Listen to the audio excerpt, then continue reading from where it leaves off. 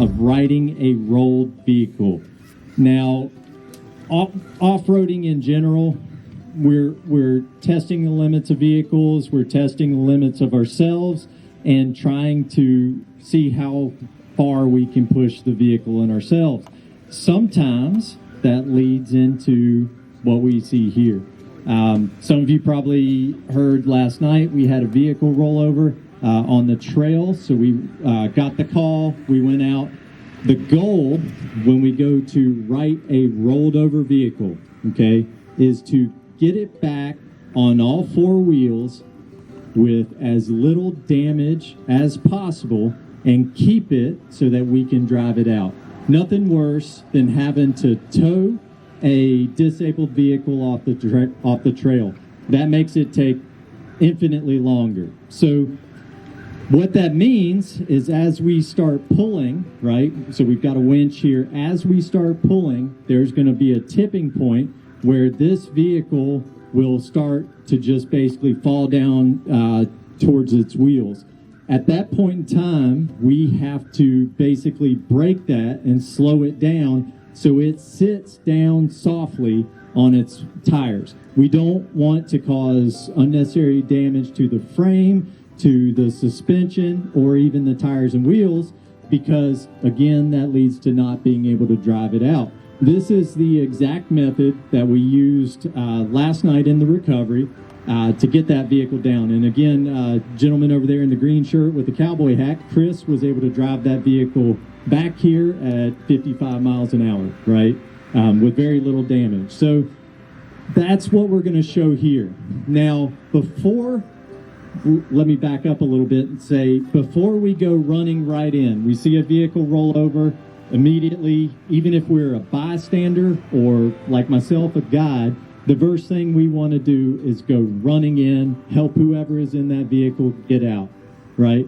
But remember that if you are an able-bodied person and you are going to help with the recovery, help with the medical, whatever it may be, you need to protect yourself first, right?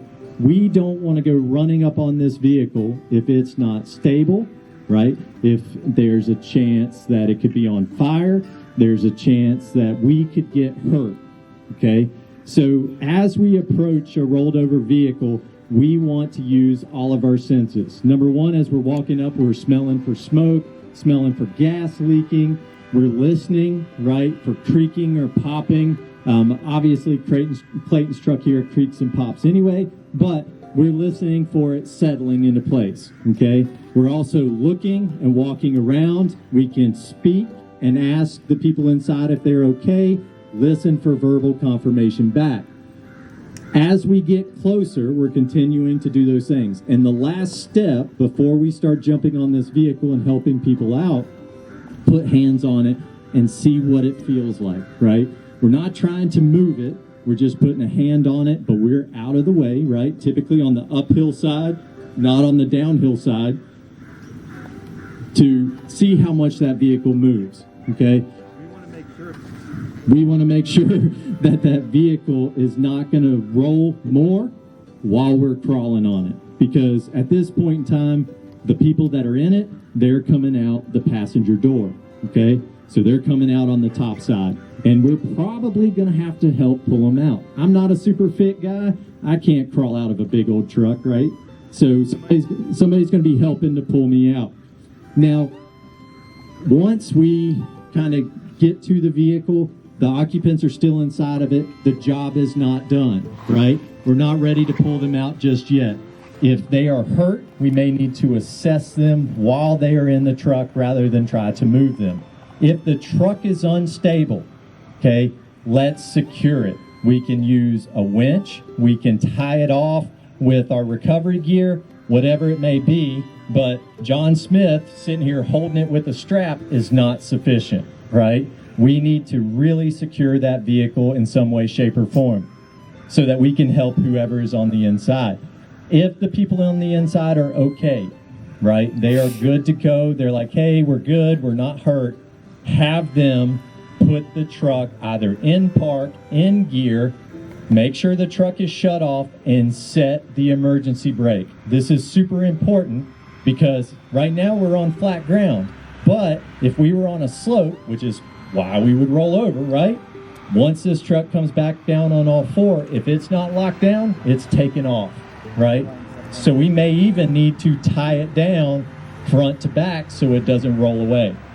Now, that's all before we even start thinking about rigging for the rollover. So there's a lot going on, and it's easy when we get an adrenaline spike or adrenaline poisoning to make bad decisions and not think through those processes. That's why, I constantly push kind of slowing down and thinking our way through that. So we've obviously already pre-rigged this for recovery, but I'll walk through that a little bit before we get started. So we are going to use one winch to right this. Keeps cutting out on me. But we're just going to use the one winch on our 100 series, and that's what's going to be pulling it up and over. But we didn't just hook on this underside closest to the 100 series. We actually wrapped it all the way around, down, and as far down. Luckily, when we rolled this, we left the strap on, but it's wrapped all the way around to the bottom slider. So what we're getting, if you've ever bit into a Swiss cake roll, I love Twinkies and Swiss cake rolls, but you see that cream swirl?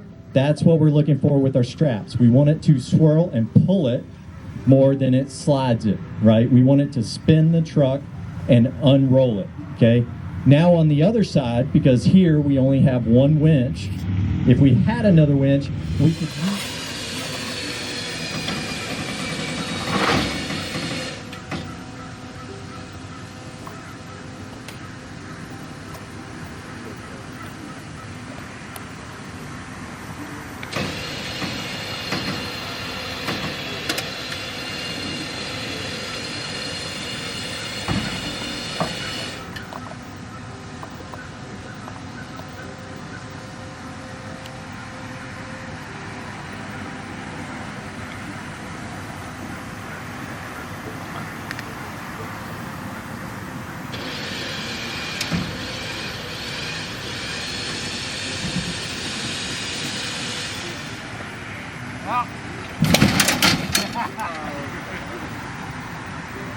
So is it going to be rafting?